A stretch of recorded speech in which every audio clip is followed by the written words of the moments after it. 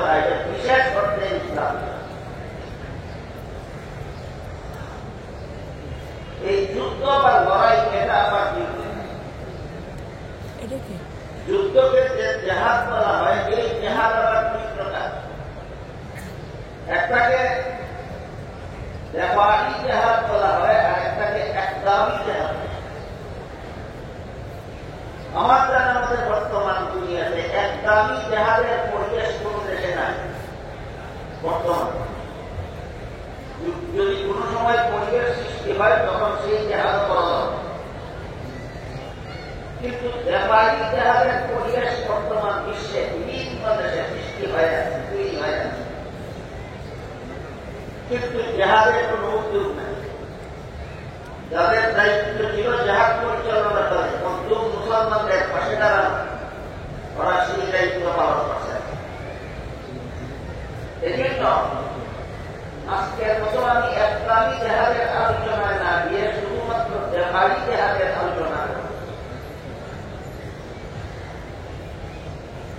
বর্তমান দুনিয়াতে বেদিন কাফিররা যারা আল্লাহর জমিনে বাস করে, আল্লাহর নিয়ামত ভোগ করে, কিন্তু আল্লাহর বান্দাদের বন্দেগীর পথে বাধা হয়ে দাঁড়ায়, আল্লাহর বান্দাদের উপর জুলুম নির্যাতন করে। এরা যখন বুঝতে পেরেছে যে জেহাদ চালটাকে এই অত্যাচার, এই জুলুম চলবে, সেজন্য এরা এদের জুলুম অত্যাচার সমাজে চালু রাখার জন্য, নিরীহ মুসলমানদের উপর অত্যাচার চালু রাখার জন্য একটা কৌশল, একটা অপকৌশল অবলম্বন করেছে। তারা ইসলামের এই জেহাদকে সন্ত্রাস নামে আখ্যায়িত করেছে। এজন্য দুনিয়ার যেখানে সেখানে ওরা মুসলমানদের উপর জুলুম অত্যাচার, নির্যাতন, গণহত্যা পাইকারি হাল চালিয়ে যাচ্ছে, আর বলছে সন্ত্রাস দমন করছে। সন্ত্রাসী হামলা মুসলমানদের উপর চালিয়ে যাচ্ছে সন্ত্রাস দমনের নাম। আর এই সন্ত্রাস দমন শব্দের দ্বারা অনেক বড় বড় শিক্ষিত মুসলমানেরা প্রতারিত হচ্ছে। আজকাল অনেক বড় বড় শিক্ষিত মুসলমানদেরকে ইসলামের জেহাদ বিধানকে সন্ত্রাস বলে আখ্যায়িত করতে শোনা যায়। এরা হয়তো গণ্ডপূর্বক জেহাদ এবং সন্ত্রাসের পার্থক্যই বুঝে না, আর না হয় এরা ইহুদি খ্রিস্টানের দ্বারা জ্ঞান পাখি বুঝে শুনেই নবাব সিরাজউদ্দৌলার সেনাপতি জাফরের মতো নিজের জাতি মুসলমানকে শত্রুদের ইহুদি খ্রিস্টানদের হাতে পরাস্ত করার কুমতভাবেই এই সমস্ত জ্ঞান পাখি মুসলমানেরা ইসলামের জেহাদকে সন্ত্রাস নামে আখ্যায়িত করে। তাই আমাদের এখানে প্রথমেই বুঝে নিতে হবে। তাই এখানে আমাদের বুঝে নিতে হবে জেহাদ এবং সন্ত্রাসের পার্থক্য। জেহাদ কাকে বলে আর সন্ত্রাস কাকে বলে?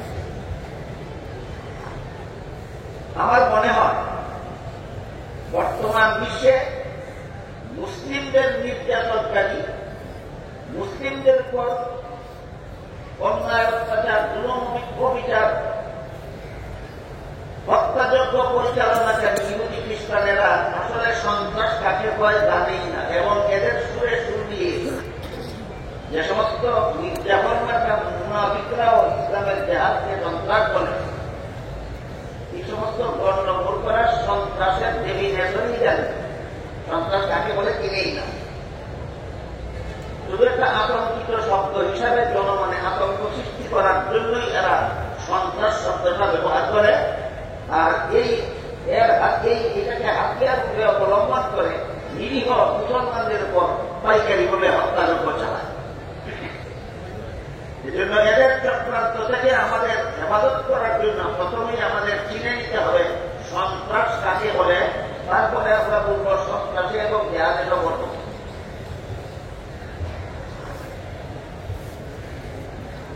তিনটি জিনিসের সমন্বয়ে সন্ত্রাস হয়, তিনটি বিষয় একত্র হলে সন্ত্রাস হয়, বিচ্ছিন্নভাবে কোন একটা সন্ত্রাস। যে তিন জিনিসের সমষ্টির নাম সন্ত্রাস, এর প্রথমটির নাম হল দলবদ্ধতা। সুতরাং একা কেউ সন্ত্রাসী হতে পারে না, দল না বেঁধে কেউ সন্ত্রাসী হবে। দ্বিতীয় জিনিসটি হল অস্ত্রের ব্যবহার। খালি হাতে দলবদ্ধ হয়েও কেউ সন্ত্রাসী হতে পারে। দ্বিতীয় জিনিসটি হল নির্দোষের উপর হামলা। দল বেঁধে অস্ত্র নিয়ে নির্দোষের উপর হামলা করার নাম সন্ত্রাস। ইহুদি খ্রিস্টানদের চক্রান্ত এবং মিথ্যাবর্মাকা মুসলমানদের বাংলাদেশ থেকে আমাদের চিন্তা চেতনাকে সংরক্ষণ করার জন্য সন্ত্রাসের এই সংখ্যা আমাদের সকলের মনে রাখা যায়। দল বেঁধে অস্ত্র নিয়ে নির্দোষের উপর হামলা করার নাম সন্ত্রাস। এটা দমনের জন্য আল্লাহ কোরআনের দুই ধরনের ব্যবস্থা দিয়েছে। একটা হল আদালতের মাধ্যমে দমন, আর একটা হল জেহাদের মাধ্যমে দমন। সন্ত্রাস আদালতের মাধ্যমে কিভাবে দমন হবে এর বিবরণ দিয়েছেন খুব সম্ভবত আল্লাহ সূরা মায়েদার 33 নম্বর আয়াত। সেখানে আল্লাহ বলেছেন, ইন্নামা জাযাউল লাযীনা ইউহারিবুনা আল্লাহ ওয়া রাসূলাহু আল আয়াত। এখানে আল্লাহ সন্ত্রাসীদের কর্মকাণ্ডকে 4 ভাগে বিভক্ত করেছেন। দল বেঁধে অস্ত্র নিয়ে নির্দোষের উপর হামলা করে যদি খুন লুণ্ঠন উভয়টাই করে থাকে, তাহলে তার শাস্তির বিধান দিয়েছেন আল্লাহ কোরআনে। আদালত থেকে তার এই শাস্তির ব্যবস্থা করা হবে, তাকে জনসমক্ষে শুলিতে জড়িয়ে হত্যা করা হবে।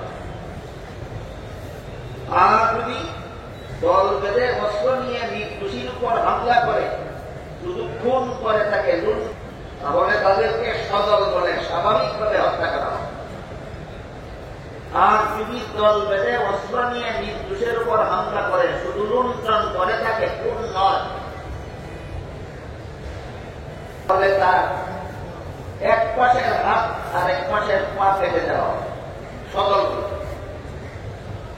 আর যদি দল বেঁধে অস্ত্র নিয়ে নির্দোষের উপর হামলা করেছিল কিন্তু খুন লুণ্ঠন পুনরায় করতে পারেনি, তাহলে তাদেরকে সদল বলে জেলখানায় বন্দী করে দেওয়া হবে। বিবরণ গুলো থাকে বলুন, কোরআনে কি সন্ত্রাস দমনের কোন ব্যবস্থা আছে? অস্পষ্ট না সুস্পষ্ট? এই ব্যবস্থাটা হল আদালতের মাধ্যমে। আদালত এই ব্যবস্থার মাধ্যমে সন্ত্রাস দমন করবে কখন? সরকারের বাহিনী সন্ত্রাসীদেরকে গ্রেফতার করে আদালতে হাজির করতে পারবে যখন। এই আয়াতের সামনে নজুলে একটা লম্বা ঘটনা, সেই ঘটনার দ্বারা এই সব কথা সুস্পষ্টভাবে প্রমাণিত। বাহরাইন থেকে একজন লোক মদিনা শরীফে এসেছিল, ইসলাম গ্রহণ করেছিল রাসূলের কাছে। তারা একটা পীড়ার অভিযোগ করেছিল রাসূলের কাছে।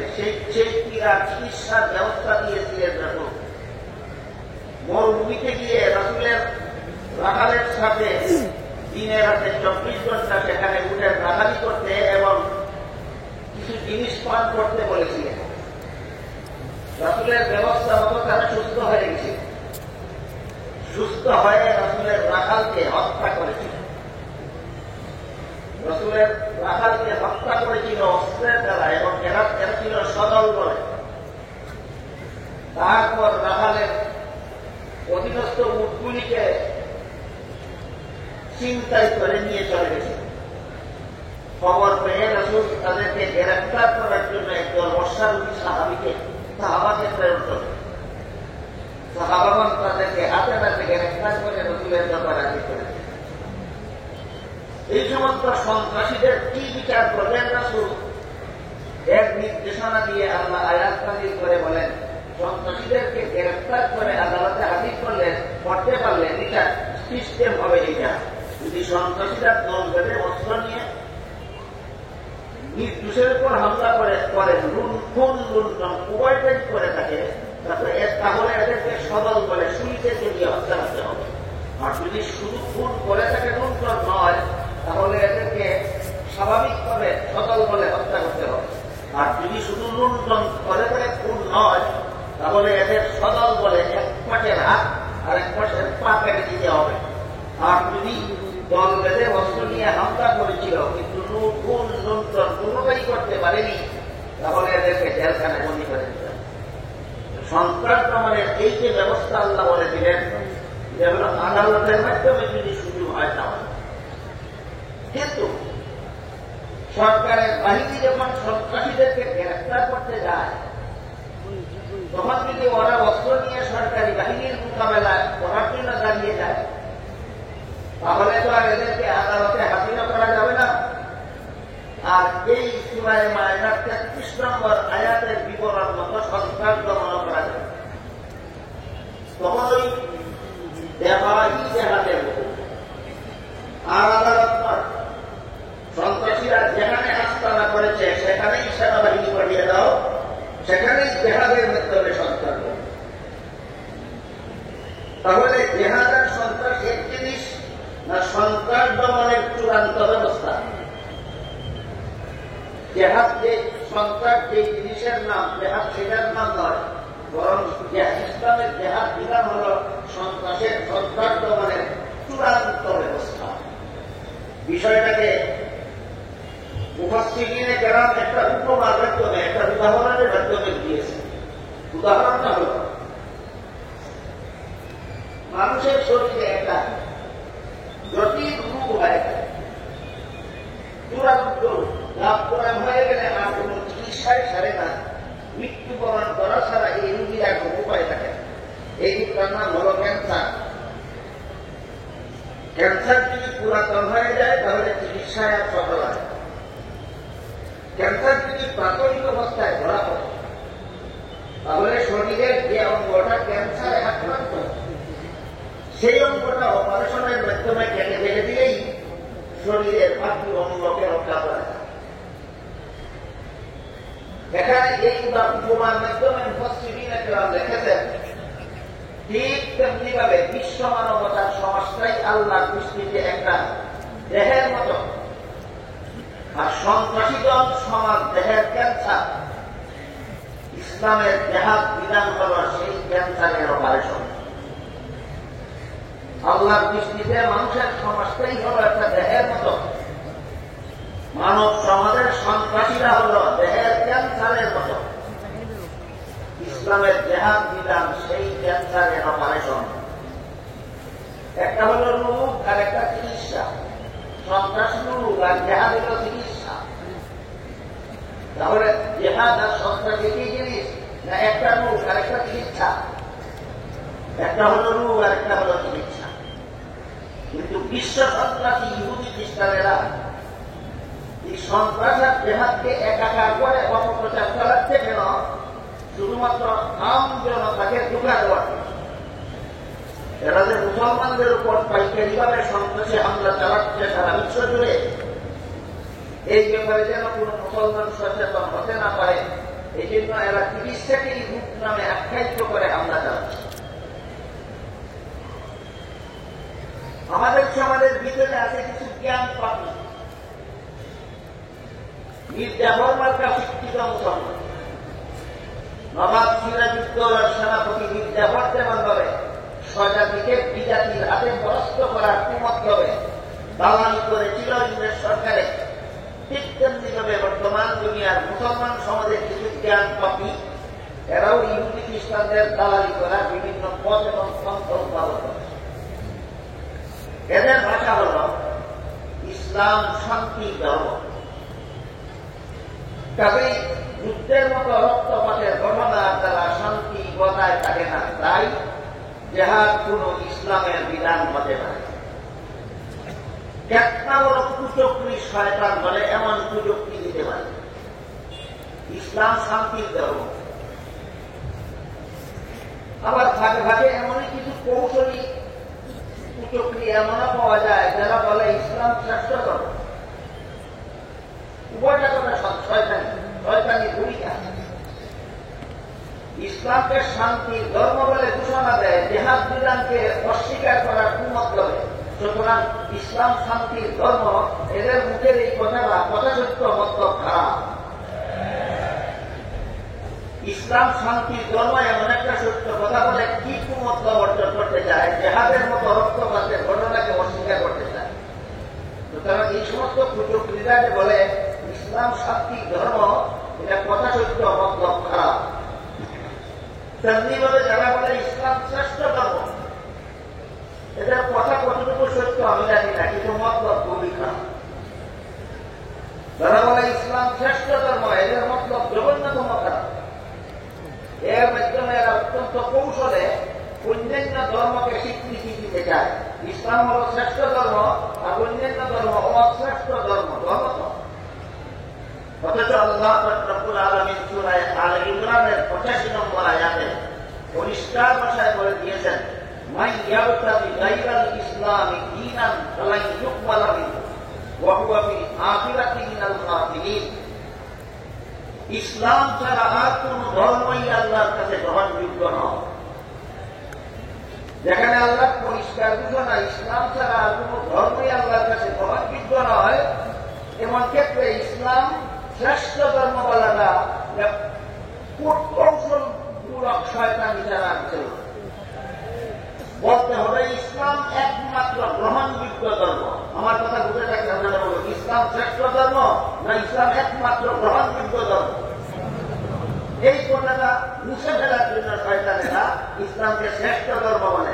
এটাও কথা সত্য, মতলব খারাপের মতোই।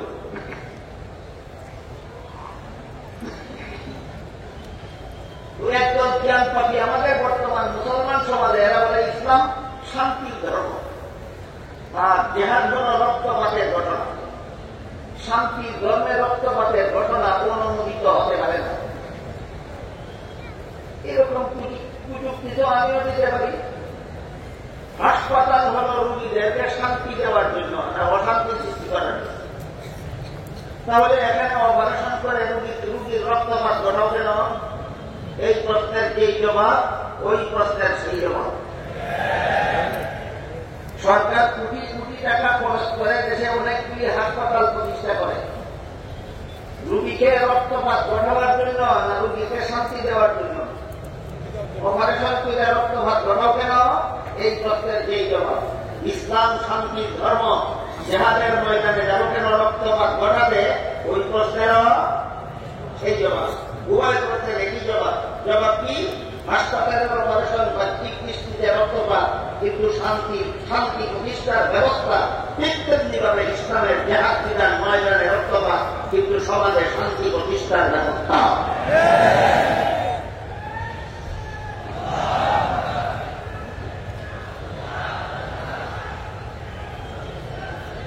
মুহতারাম হাজিরিন, এই যে আত্মরক্ষামূলক জেহাদের কথা বলি, আত্মরক্ষামূলক জেহাদ কখন ফরজ হয়, কার উপর ফরজ? আত্মরক্ষামূলক জেহাদ ফরজ হয় যখন বেদিন কাফিরের দ্বারা মুসলমান আক্রান্ত হয়। যেমন বার্মার সরকারের দ্বারা রোহিঙ্গা মুসলমান আক্রান্ত হয়, কাশ্মীরের মুসলমান ভারত সরকারের দ্বারা আক্রান্ত হয়, ফিলিস্তিনের মুসলমান ইসরায়েলি হামলার দ্বারা আক্রান্ত হয়েছে। এবার যখন ইসলাম অথবা মুসলমান যেদিন কাফিরের দ্বারা আক্রান্ত হয়, তখন আত্মরক্ষামূলক জেহাদ ফরজ হয়। আমি কি আপনাদের বুঝাতে পারলাম? আত্মরক্ষামূলক জেহাদটা কখন ফরজ হয়? যখন মুসলমান আক্রান্ত হয়। যাদের দ্বারা আক্রান্ত হয় তাদের বিরুদ্ধে জেহাদ করা মুসলমানের উপর ফরজ হয়। দ্বিতীয় প্রশ্ন হল, কার উপর ফরজ হয়? মুসলমান সরকারের উপর ফরজ হয়। আত্মরক্ষামূলক জেহাদ কার উপর ফরজ হয়? মুসলমান সরকারের উপর ফরজ। তফসিরে কিতাবে বিস্তারিত লেখা আছে, হাদিসের ব্যাখ্যা গ্রন্থগুলিতে বিস্তারিত লেখা আছে। কোন এক দেশের সরকারের দ্বারা যদি এই আক্রান্ত মুসলমানের পক্ষ হয়ে জেহাদ করে বিজয় লাভ করার সম্ভাবনা না থাকে, তবে যতগুলি মুসলমান দেশের সরকার সম্মিলিতভাবে জেহাদ করলে মজলুম মুসলমানদেরকে জুলুমের হাত থেকে রক্ষা করা যাবে, ততটা মুসলিম দেশের সরকারের উপরই আক্রান্ত মুসলমানদেরকে রক্ষা করার জন্য জেহাদ করা। এভাবে আল আকরামের হিসাব, সর্বপ্রথম আক্রান্ত মুসলমানদের নিকটবর্তী দেশগুলি মুসলিম সরকারের উপর জেহাদ খরচ হয়, তারা না পারলে এরপরে যারা নিকটবর্তী তাদের উপর জেহাদ খরচ হয়, ওরা না পারলে এরপরে যারা নিকটবর্তী তাদের উপর জেহাদ খরচ হয়। এভাবে সারা বিশ্বের সমস্ত মুসলিম দেশের সরকারদের উপর আক্রান্ত মুসলমানদেরকে সন্ত্রাসী কাফিরদের হাত থেকে রক্ষা করার জন্য জেহাদ খরচ হয়। কিন্তু প্রশ্ন দাঁড়ায়, সরকার কোন বিপদগ্রস্ত মুসলমানদেরকে জেহাদের মাধ্যমে রক্ষা করার ফিকিরে না থাকে, সরকার যদি শুধুমাত্র মুসলমান মর্মে বলুক, মুসলমান দুল্লায় যাক, মুসলমানদেরকে ইসরায়েলিরা ধ্বংস করুক, তাতে আমার কিছু আসে যায় না, আমার শুধু ফেরাউনের মতো গঞ্জাক কামড় দিয়ে ধরে রাখা দরকার, এইরকম ফেরাউন মার্কা সরকার যদি হয়, তাহলে আক্রান্ত মুসলমানদের রক্ষা করার জন্য জেহাদ করবে কাজ। এই ক্ষেত্রে হইল বিপত্তি দাঁড়ায় যে সরকারের উপর জেহাদ করা হয়, সেই সরকারই যদি জেহাদ বুঝে না, সেই সরকারই যদি জেহাদের উদ্দেশ্য বুঝে না, সেই সরকারই যদি জেহাদের গুরুত্ব বুঝে না, বরং জেহাদের নাম দিলে সরকার নিজেই শত্রুদের পক্ষ হয়ে মুজাহিদিনের বিরুদ্ধে অবস্থান দিবে, পরিস্থিতি যদি এমন দাঁড়ায়। যেমনটা দাঁড়িয়েছিল ভারতের বিরুদ্ধে সরকারের বিরুদ্ধে, যেমন উলামায়ে কেরামের ফতোয়ার ভিত্তিতে সমগ্র ভারত উপমহাদেশের 10 কোটি মুসলমান ঐক্যবদ্ধভাবে জেহাদে অবতীর্ণ হয়েছে। এমন অবস্থায় সরকারের বিকল্প আমির নিযুক্ত করতে হয়। তখন সরকারের বিকল্প কি নিযুক্ত করতে হয়? আমি মুসলমান সমাজের প্রধান আমির হল মুসলমান দেশের সরকার। আমি যদি আমিরের দায়িত্ব পালন করে না, তাহলে আমিরের বিকল্প তৈরি করতে হয় মুসলমানগণ সম্মিলিতভাবে সরকারের বিকল্প মুসলমান সমাজের একজন আমির নিযুক্ত করতে হয়। সেই আমিরের নির্দেশে মুসলিম মুসলমানের পক্ষে জালিম সন্ত্রাসীদের বিরুদ্ধে যুদ্ধ করতে হয়। এখানে এসে আমির নিযুক্ত করার নিয়ম নীতিও অনেকে জানেন। দল করার জন্য, পার্টি করার জন্য, আন্দোলন করার জন্য, গতি দখলের জন্য অনেকেই রেডি আছে, কিন্তু আমিরকে নিযুক্ত করবো, আমিরের কোন যোগ্যতা রয়েছে না, এটা বুঝতে রেডি নেই। হযরত উমর ফারুক রাদিয়াল্লাহু আনহু একটা কথা আছে, তিনি ঘোষণা দিয়েছিলেন, লা ইসলামা ইল্লা বিজামাআতিন ওয়ালা জামাআতা ইল্লা বিআমিরিন ওয়ালা আমিরা ইল্লা বিতাআতিন। ইসলাম পূর্ণাঙ্গ রূপ লাভ করতে পারে না মুসলমানদের দলবদ্ধতা ছাড়া, আর মুসলমান দলবদ্ধ হতে পারে না আমির নিযুক্ত করা ছাড়া, আর আমির তার দায়িত্ব পালন করতে পারে না অধীনস্থদের আনুগত্য ছাড়া। সর্বস্তরের মুসলমানের আনুগত্যের দ্বারা আমির তার দায়িত্ব পালন করতে পারে। আর আমির নিযুক্ত হয় মুসলমানদেরকে ঐক্যবদ্ধ করার জন্য, আর মুসলমান ঐক্যবদ্ধ হয় ইসলামকে যথাযথভাবে প্রতিষ্ঠা করার জন্য। সেই আমিরের কোনো যোগ্যতা দরকার নাই, অথচ আমাদের সমাজে দেখা যায় যোগ্যতার দরকার নাই, আমির একজন একটা কলা গাছকে আমির নাই, এই তার কাজ করা শুরু করে। এই জন্য এই ক্ষেত্রে আমরা সরকারের বিকল্প জেহাদ পরিচালনার জন্য আমির নিযুক্ত করবো, আমিরের যোগ্যতাটাও একটু আলোচনা হওয়া আমি মনে করি। মুসলমান সমাজের জন্য যিনি আমির নিযুক্ত হবেন, তার মধ্যে প্রধানত 4টা গুণ থাকতে হবে। জীবন ভর আমাদের সকলের মনে রাখার কথা, মুসলমান সমাজের জন্য যিনি আমির নিযুক্ত হবেন তার গুণ কটা থাকতে হবে, 4টা গুণ থাকতে হবে। 1 নম্বর গুণ হবে, তিনি অন্যান্যদের চেয়ে বেশি বড় আলেম হবে। ইসলামের জ্ঞানে অন্যদের চেয়ে বেশি জ্ঞানী হবে। ইসলামের জ্ঞানে যিনি জ্ঞানী তাদেরকে ইসলামী পরিভাষায় আলেম বলা হয়। বুঝে থাকি বলুন, মুসলমানদের দলের আমির হবেন ডাক্তার না আলেম? আলেমকে আমির না বানিয়ে ডাক্তারকে আমির বানিয়েছ, তোমরা কোন ইসলাম প্রতিষ্ঠা করতে চাও? মুসলমানের আমিরের জন্য যে প্রধান 4 গুণের দরকার, 4 গুণের 1 নম্বর হল অন্যদের চেয়ে বড় আলেম হতে হবে। তুমি যাদের আমির হবে তাদের সকলের চেয়ে বড় আলেম তোমাকে হতে হবে, 1 নম্বর গুণ। 2 নম্বর গুণ হল আমিরকে, আমিরের আমল অন্যদের চেয়ে ভালো হতে হবে। 2 নম্বর, আমিরের আমল অন্যদের চেয়ে ভালো হতে হবে। 3 নম্বর গুণ, উদ্ভাবনী শক্তি নতুন নতুন সমস্যা দেখা দিলে কোরআন হাদিসের আলোকে তার সমাধান বের করার যোগ্যতা থাকতে হবে। এটাকে কোরআন হাদিসের ভাষায় কুওয়াতে ইজতিহাদিয়া বলা হয়, বাংলায় উদ্ভাবনী শক্তি সম্পন্ন হওয়া। আমিরের 3 নম্বর গুণ। আমিরের 4 নম্বর গুণ হল কন্ট্রোলিং পাওয়ার। যাদের আমির হবেন আপনি, গোটা জাতিকে ঐক্যবদ্ধ করে পরিচালনা করার ক্যাপাসিটি থাকতে হবে।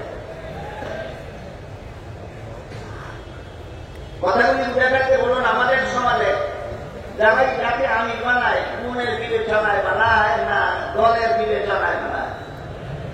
আমি যে দল করি সেই দলের জন্য যিনি নির্দিষ্ট পান তিনি আমার দলের আমির। আলিম হইলে হইল না হইলে না। এটা ইসলামী আমির নয়, এটা মন গড়া আমির। ইসলামী আমির না মন গড়া আমির? মন গড়া। মন গড়া আমিরের দ্বারা দেহাত চলে। মন গড়া আমিরের দ্বারা আমির হতে হবে ইসলামী আমির। সেই আমির হবে সরকারের বিকল্প। আমির নিযুক্ত হওয়ার পরে সরকার যদি সন্ত্রাসীদের পক্ষ অবলম্বন করে, বেঈমান কাফিরের পক্ষ অবলম্বন করে, এমন অবস্থায় সরকারের বিকল্প হিসেবে 4 গুণ বিশিষ্ট আমির যদি নিযুক্ত করা হয়, তখন এই আমিরের অধীনে গোটা জাতি সন্ত্রাসীদের বিরুদ্ধে জিহাদ করবে, যুদ্ধ করবে। এর জন্য আরো 3টা শর্ত আছে।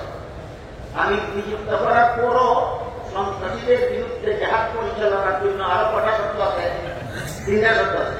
1 নম্বর, আল্লাহর উপর পূর্ণ ভরসা রাখতে হবে। 1 নম্বর, আল্লাহর উপর পূর্ণ ভরসা রাখতে হবে।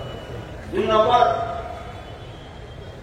যুগ উপযোগী অস্ত্র সংগ্রহ করতে হবে, যেই অস্ত্রের দ্বারা শত্রুদের অস্ত্রের আক্রমণের মোকাবেলা করা যায়।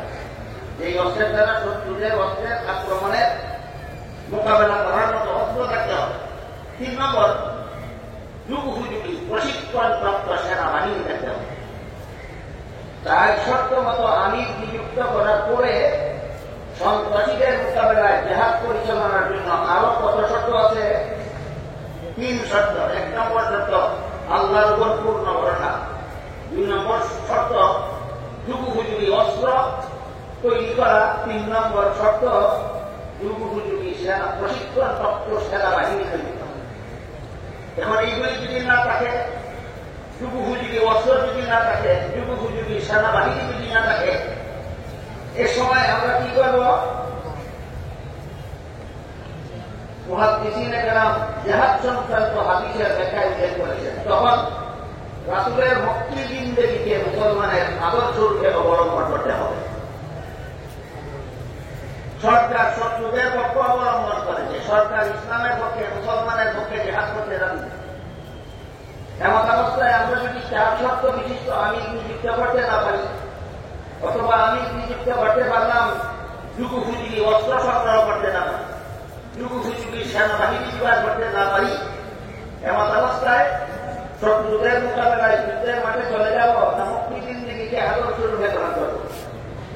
হ্যাঁ, মক্কি জিন্দেগিকে আদর্শ গ্রহণ করতে হবে।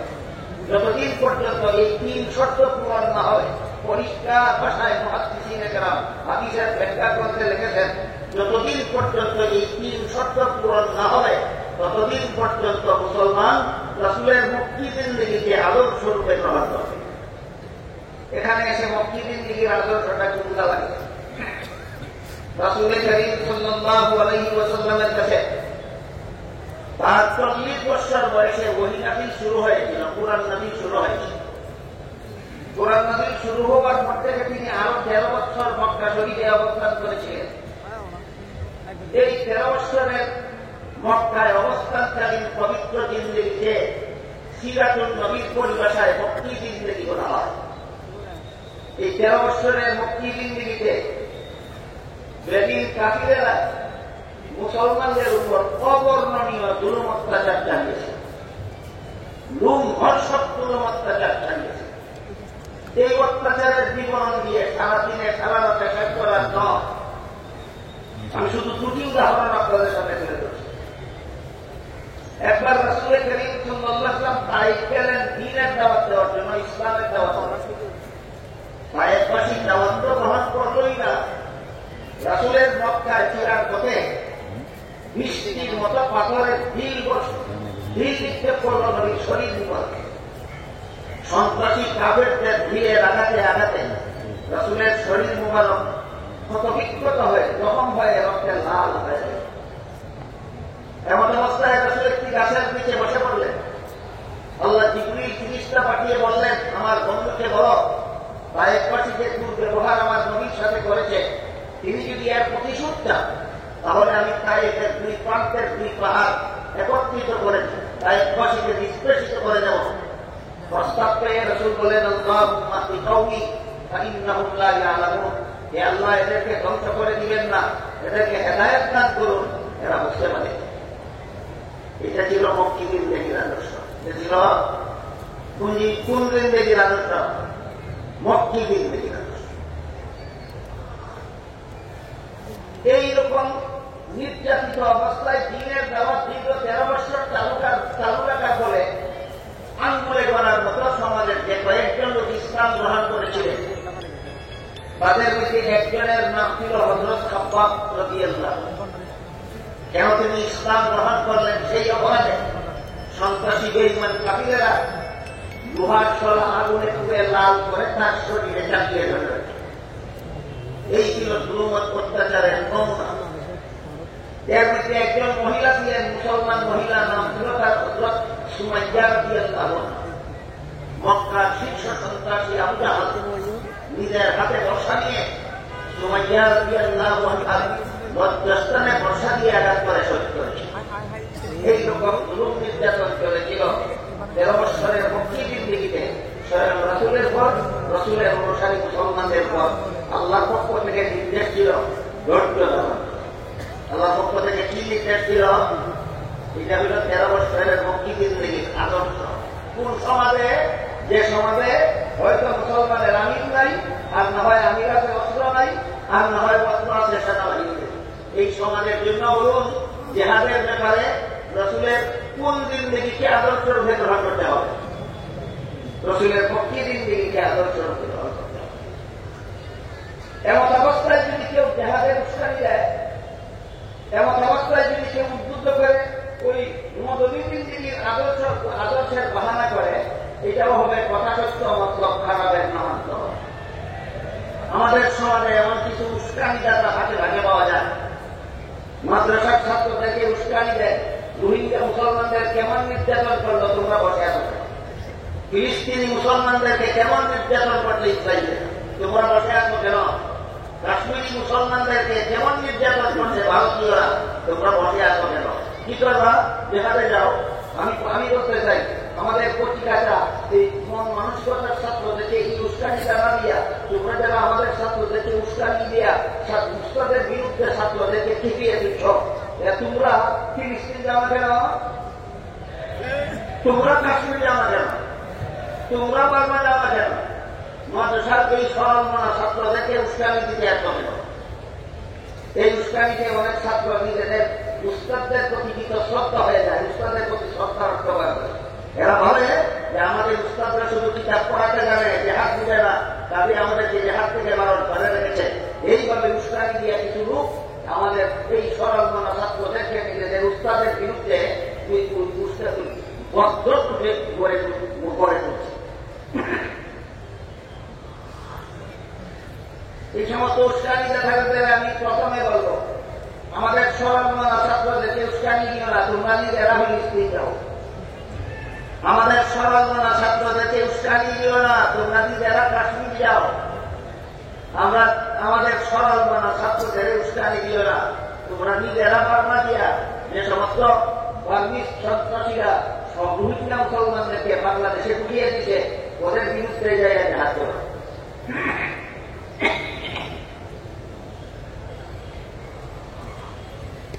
এই ব্যাপারে আল্লাহ পবিত্র কালামের আরেকটি কথা দুটি ব্যাখ্যা আমাদের মনে আছে।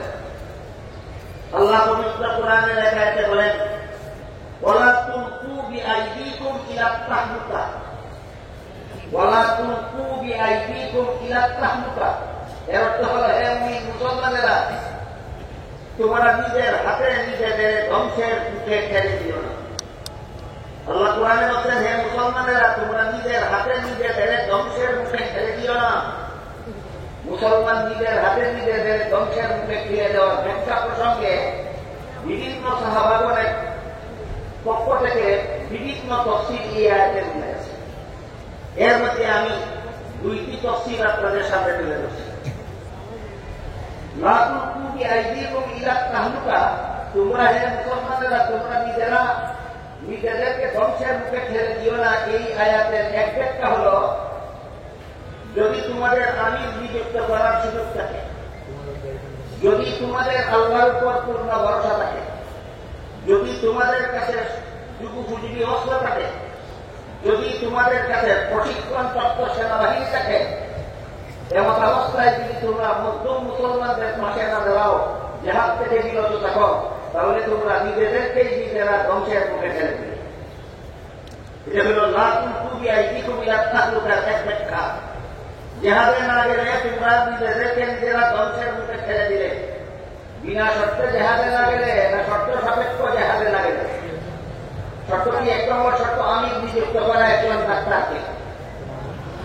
প্রথম শর্ত হল একজন ডাক্তারকে আগে আমির বানাও, না হলে হাসুনটা আপনারাই বলেন। প্রথম শর্ত হল একজন সুযোগ্য আমির বানাও। এরপরে তোমরা অস্ত্র, যুগোপযোগী অস্ত্র সংগ্রহ করো। 3 নম্বর শর্ত হইল যুগোপযোগী সেনাবাহিনী রেডি করো।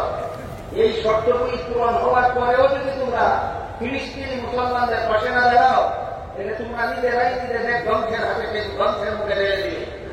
এই 3 শর্ত পাওয়া যাওয়ার পরেও যদি তোমরা কাশ্মীরি মুসলমানদের পাশে না দাঁড়াও, তোমরা নিজেরাই নিজেদেরকে ধ্বংসের মুখে ঠেলে দিবে। এই 3 শর্ত পাওয়া যাওয়ার পরেও যদি তোমরা রোহিঙ্গা মুসলমানদের পাশে না দাঁড়াও, তাহলে তোমরা নিজেরাই নিজেদের ধ্বংসের মুখে ঠেলে দিবে। এই আয়াতের আরেক ব্যাখ্যা হল, যদি শর্ত 3টা পাওয়া না যায়, তোমাদের মধ্যে কোন সম্মিলিত কোন আমির নিযুক্ত করতে পারোনি তোমরা যুদ্ধতার হবে, অথবা আমির নিযুক্ত করেছিলে কিন্তু তোমরা শত্রুদের মোকাবেলা করার মতো অস্ত্র সংগ্রহ করতে পারোনি, অথবা শত্রুদের মোকাবেলা করার মতো কোন ট্রেনিংপ্রাপ্ত সেনাবাহিনী তোমাদের নাই, এমন অবস্থায় যদি তোমরা শত্রুদের মোকাবেলায় জেহাদ ঘোষণা করো, জেহাদের ময়দানে যেতে পারবে, শত্রুদের হাতে কচু কাটা খাওয়া ছাড়া কোন পরিণতি হবে না তোমাদের। সুতরাং শর্ত না পেয়ে জেহাদ ঘোষণা করা, এটাও নিজেদেরকে নিজেরা ধ্বংসের মুখে ঠেলে দেওয়ার নামান্তর। আর শর্ত পাওয়া সত্ত্বেও জেহাদ ঘোষণা না করা, এটাও নিজেদেরকে নিজেরা ধ্বংসের মুখে ঠেলে দেওয়ার নামান্তর। বলেন, এই আয়াতের একই ব্যাখ্যা না একাধিক ব্যাখ্যা? আমার কথা বুঝে থাকলে বলতে পারবেন কোন ব্যাখ্যা কোন বেলায় ঠিক? জেহাদে অংশগ্রহণ না করলে তোমরা ধ্বংস হয়ে যাবে, যে কোন বেলায় ঠিক? সরাইতে জেহাদ না থাকলে, না সরাইতে জেহাদ থাকলে? জেহাদের শর্তগুলি থাকলে যদি জেহাদ ঘোষণা না করো, তাহলে তোমরা নিজেরা নিজেদের ধ্বংসের মুখে ঠেলে দিলে। আর জেহাদে অংশগ্রহণ করলে তোমরা নিজেদেরকে নিজেরা ধ্বংসের মুখে ঠেলে দেবে। আয়াতের এই ব্যাখ্যা কোন সময়? শর্ত 3টা থাকলে না থাকলে? উস্কানিটা তাদের জিজ্ঞাসা করি, কোথায় কিসের ওয়াজ করতেছ? কোথায় কিসের উস্কানি দিচ্ছ? শর্ত 3টা কোথায় তোমার? কোথায় তোমার যুগোপযোগী অস্ত্র? কোথায় তোমার শত্রুদের মোকাবেলা করার মতো সেনাবাহিনী? সত্যই যদি জেহাদের এত চুলকানি থাকে, তাহলে একজন ডাক্তারকে আগে আমি বানাও, তারপরে আমেরিকা রাশিয়ার উপর ভরসা রাখো, তারপরে অস্ত্রের কোন দরকার নাই, লাঠি চুটা নিয়েই ফিলিস্তিন চলে যাও, তারপরে সেনাবাহিনীর দরকার নাই, বাংলাদেশ থেকে হারি হাতেই চলে যাও, এই নাকি? তাহলে এটা তো উস্কানি ছাড়ার কিছু না, অযথা উস্কানি ছাড়ার কিছু না। এই জন্য বিষয়টা আমি খুব পরিষ্কার ভাবে বলে দিলাম। পবিত্র কুরআনের যে আয়াতের একাধিক ব্যাখ্যা সাহাবায়ে কেরাম থেকে বর্ণিত আছে, তার 2টা ব্যাখ্যা মাত্র আপনাদের সামনে তুলে ধরেছি। একটা হল লা তুলকু বিআইদিকুম ইলা তাহলুকা, তোমরা নিজের হাতে নিজেদের ধ্বংসের মুখে ঠেলে দিও না। এই আয়াতের এক ব্যাখ্যা হল, জেহাদের ঘোষণা না দিলে, জেহাদে অংশগ্রহণ না করলে তোমরা ধ্বংস হয়ে যাবে। এটা কি সরাইতে জেহাদ না থাকা অবস্থায় না থাকা অবস্থায়? থাকা অবস্থায়। আরেকটা হলো জেহাদের ঘোষণা দিয়ে তোমরা ধ্বংস হয়ে যাবে। এটা কি সরাইতে জেহাদ থাকা অবস্থায় না থাকা অবস্থায়? উস্কানিটা তারা কোন পরিবেশে কিসের উস্কানি দিচ্ছ? পরিবেশ বুঝো কিনা? এই জন্য মুহাদ্দিসিনে কেরাম হাদিসের ব্যাখ্যা করতে সুস্পষ্টভাবে বলে দিয়েছেন, রসুলের মুক্তি জিন্দেগীর আদর্শ রহিত হয়ে যায়নি, রসুলের মুক্তি জীবনের আদর্শ মনসুখ হয়ে যায়নি, মদনী জীবনের আদর্শ মনসুখ হয়ে যায়নি। অবস্থা ব্যবস্থা অনুপাতে প্রযোজ্য হবে, অবস্থা ব্যবস্থা অনুপাতে প্রযোজ্য হবে। যেখানে সরকার বিদেয়ী, যেখানে মুসলিম দেশের সরকারগণ নিজেরাই নিজেদের সেনাবাহিনী পাঠাবে মধ্যম মুসলমানদের দেশে, সেখানে তোমরা আলাদা কোনো আমির নিযুক্ত করার দরকারই হবে না। যে অবস্থা ব্যবস্থা তৈরি আছে, শুধু সরকারের তাকে তোমরা জানা দিলেই হবে। আর যেখানে সরকারের এই গরজ নাই, সরকার দুনিয়ার মধ্যম মুসলমানদেরকে সন্ত্রাসীদের হামলা থেকে রক্ষা করার কোন গরজ নাই, সরকারের শুধু ফেরাউনের মতো গদিটা কামড় দিয়ে ধরে রাখার গরজ আছে। এমন সরকার মুসলমানদের হিতাকাঙ্ক্ষী সরকার না ফেরাউন মার্কা সরকার? ফেরাউন মার্কা সরকারের দ্বারা কোনদিন মধ্যম মুসলমানদের পাশে সেনাবাহিনী এবং অস্ত্র নিয়ে মধ্যম মুসলমানদের পাশে দাঁড়াবার আশা করা যায় না। যদি আশা করো তবুও তোমরা নিজেদেরকে নিজেরা ধ্বংসের মুখে ঢেলে দেবে।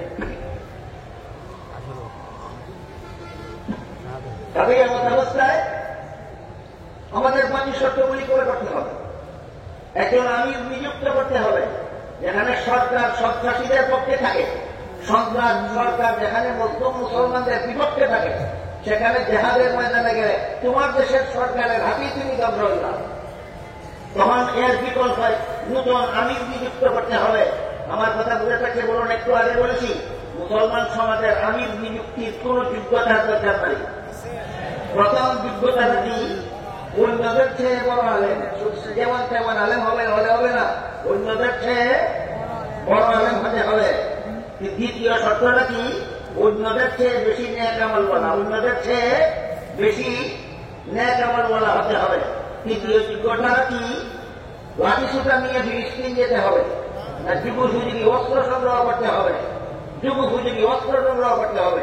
তৃতীয় যোগ্যতাটা কি? ট্রেনিং প্রাপ্ত সেনাবাহিনী লাগবে, সেনাবাহিনী ট্রেনিং দেওয়া বড় তোমার সেনাবাহিনী।